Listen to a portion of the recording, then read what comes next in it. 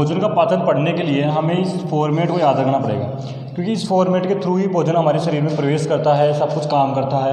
कि सबसे पहले मुख में जाएगा, ग्रसनी में जाएगा, ग्रसिका में, आमाशय में, छोटी आंत्र में, बड़ी आंत्र में, मलद्वार में। इस फॉर्मेट को याद करना जरूरी है।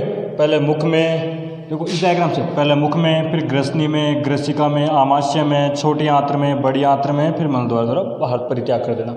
अब देखते हैं, सबसे पहले मुख में। भोजन को सर्वप्रथम हम मुख में प्रवेश करते हैं। मुख में प्रवेश करते ही भोजन का पाचन स्टार्ट हो जाता है, क्योंकि मुख में क्या पाई जाती है?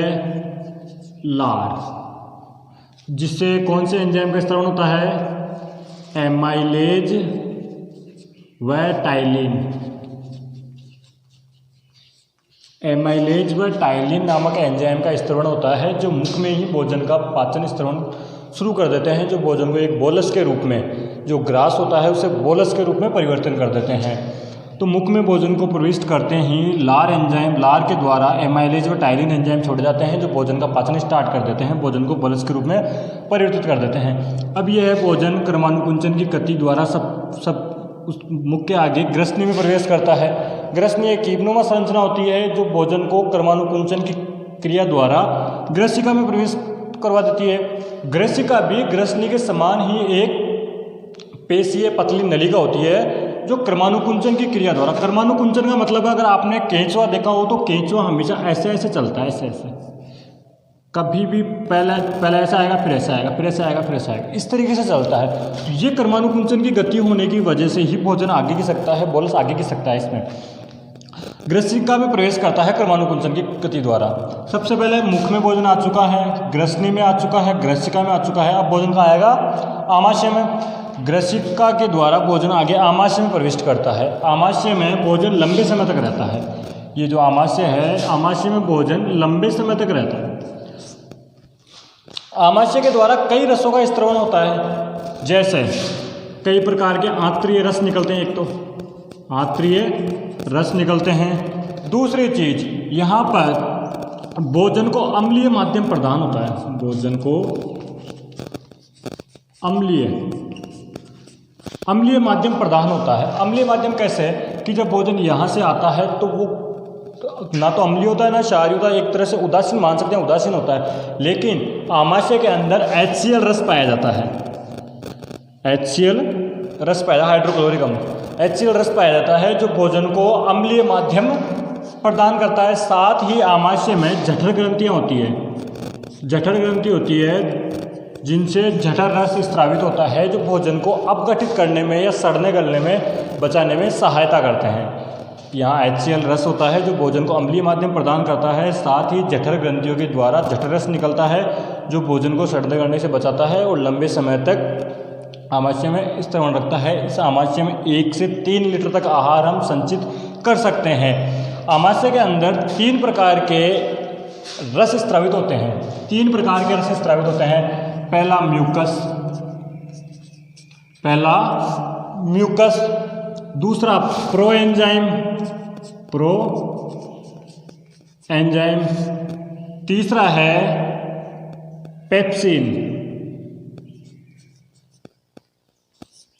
जिसे हम निष्क्रिय पेप्सिन कहेंगे अभी निष्क्रिय पेप्सिन कहेंगे।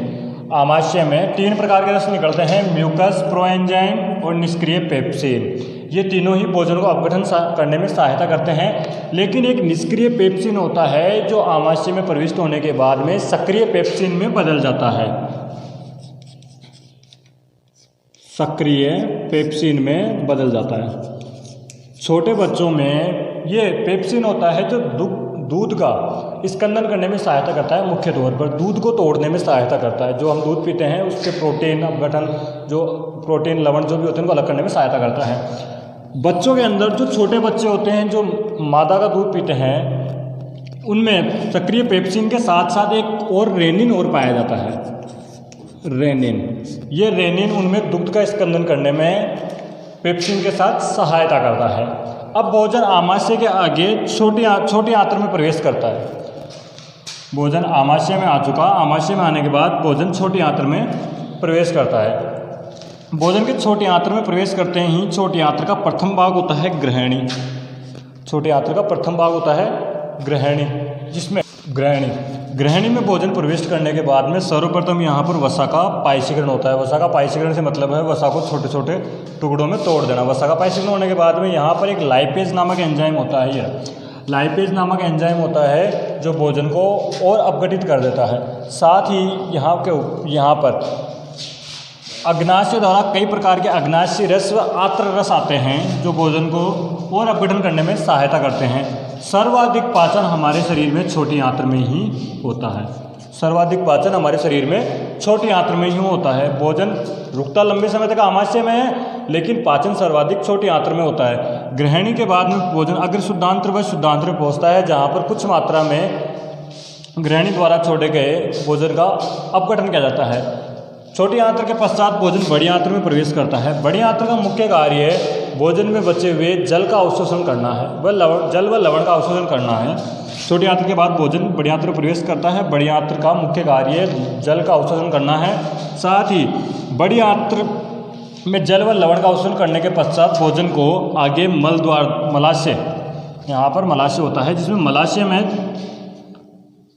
मलाशय में छोड़ दिया जाता है। मलाशय में एक प्रतिवर्ती क्रिया होती है। प्रतिवर्ती क्रिया के द्वारा भोजन को मल द्वारा गुदा द्वारा बाहर परित्याग कर दिया जाता है। तो ये हमारी भोजन की क्रिया है। अब दोबारा स्पीड से समझ लो एक बार कि भोजन का पाचन सर्वप्रथम भोजन मुख में जाता है। मुख में लार ग्रंथियाँ होती है जो एमाइलेज व टायलिन एंजाइम का स्त्रवण करती है, जो मुख में ही भोजन का पाचन स्टार्ट कर देती है। मुख के बाद भोजन ग्रसनी में, ग्रसनी से ग्रसिका में कर्मानुकुंचन की क्रिया द्वारा प्रवेश करता है।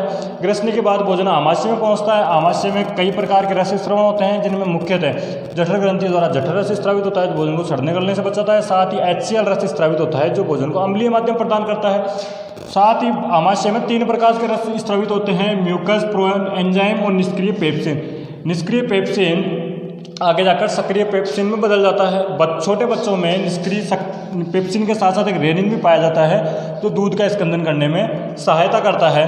आमाशय के आगे भोजन छोटी आंत्र में पहुंचता है। छोटी आंत्र के प्रथम भाग ग्रहणी में ही भोजन का सर्वाधिक पाचन होता है और मनुष्य के संपूर्ण शरीर में छोटी आंत्र में भोजन का सर्वाधिक पाचन होता है। ग्रहणी के अंदर सर्वप्रथम वसा का पायसीकरण होता है। साथ ही एक लाइपेज एंजाइम होता है जो सक्रिय होता है। ग्रहणी के द्वारा बचे पदार्थ को आगे अग्र शुद्धांत्र व शुद्धांत्र में छोड़ दिया जाता है, जहाँ पर कुछ मात्रा में भोजन का अपघटन होता है। छोटी आंत्र के पश्चात भोजन को बड़ी आंत्र में डाल दिया जाता है। बड़ी आंत्र का मुख्य कार्य जल अवशोषण करना है। जल का अवशोषण करने के पश्चात बड़ी आंत्र बचे अपशिष्ट पदार्थ को मलाशय में डाल देती है। मलाशय में एक प्रतिवर्ती क्रिया होती है जिसके द्वारा मल का परित्याग कर दिया जाता है। तो ये था हमारा भोजन का पाचन संपूर्ण। वीडियो को पॉज करके एक बार देख लो सारी चीज़ें।